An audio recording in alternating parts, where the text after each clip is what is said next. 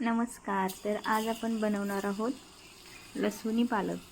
तर यासाठी मी कढईमध्ये 2 चमचे तेल घेतलेलं आहे आणि थोडासा ठेचलेला लसूण यामध्ये घातलेला आहे. लसूण छान असा परतवल्यानंतर त्यामध्ये एकदम बारीक असा चिरलेला पालक घालायचा आहे. तुम्ही हा पालक चॉपरनेही कट करू शकता. पूर्ण बारीक चिरलेला पालक घालायचा आहे. त्यानंतर पालक लसूण एकत्र असं परतवून घ्यायचं आहे. त्याला हळूहळू असं पाणी सुटेल.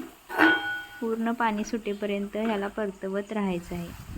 त्यानंतर थोडंसं मीठ घालायचं आहे.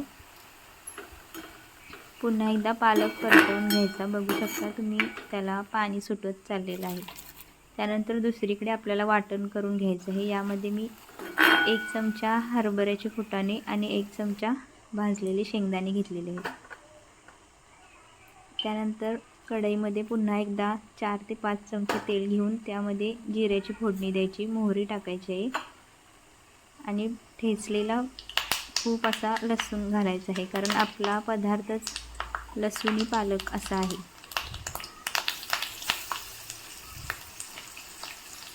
पुन्हा एकदा हे पूर्ण जिन्नस परतवून घ्यायचे आहेत.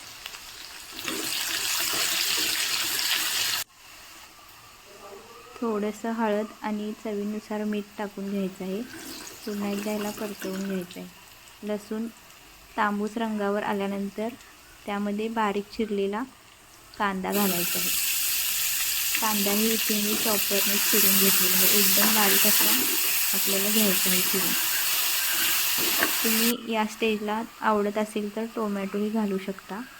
त्यानंतर यामध्ये मी 1 चमचा कोल्हापुरी लाल तिखट घातलेला आहे, 1 चमचा गरम मसाला.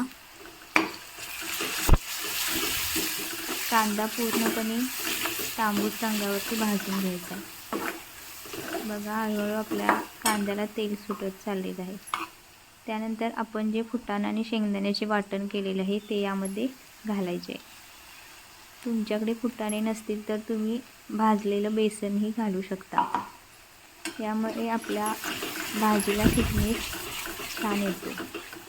बघा कसं छान असा रंग आलेला आहे, शिवाय तेलही सुटू लागलेलं आहे.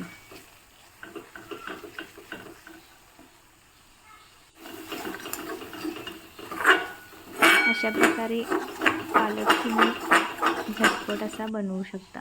त्यानंतर आपण हा सुरुवातीला जो फोडणी देऊन घेतलेला पालक होता तो यामध्ये ओतायचा आहे. पुन्हा एकदा हे सगळं मिश्रण एकजीव होईपर्यंत हलवून घ्यायचं आहे. अशा प्रकारे अगदी कमी वेळेत आणि झटपट असा आपला लसूणी पालक तयार झालेला आहे. तुम्ही यामध्ये तुम्हाला हवी असेल त्या पद्धतीने पाणी वापरू शकता, किंवा आहे अशी जरी भाजी भाकरीसोबत किंवा चपातीसोबत खाली तरी खूप छान लागते. वरून थोडंसं बटर आवडत असेल तर घालायचं आहे. अशा प्रकारे आपला झणझणीत असा ढाबा स्टाईल लसूणी पालक तयार झालेला आहे.